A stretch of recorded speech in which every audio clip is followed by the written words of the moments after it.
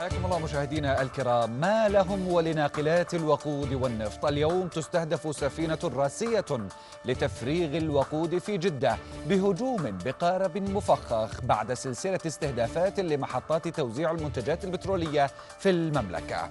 لم يصب أحد ولم ينجم عن الحادث خسائر فادحة ولم تلحق أي أضرار بالمنشآت، لكن هذه أفعال إجرامية تأثيرها مدمر على حركة الملاحة البحرية وأمن الصادرات البترولية وحرية التجارة العالمية، بالإضافة إلى تهديد السواحل والمياه الإقليمية بالتعرض لكوارث بيئية كبرى يمكن أن تنجم عن تسرب البترول أو المنتجات البترولية. أيها العالم، ما هذا السكوت؟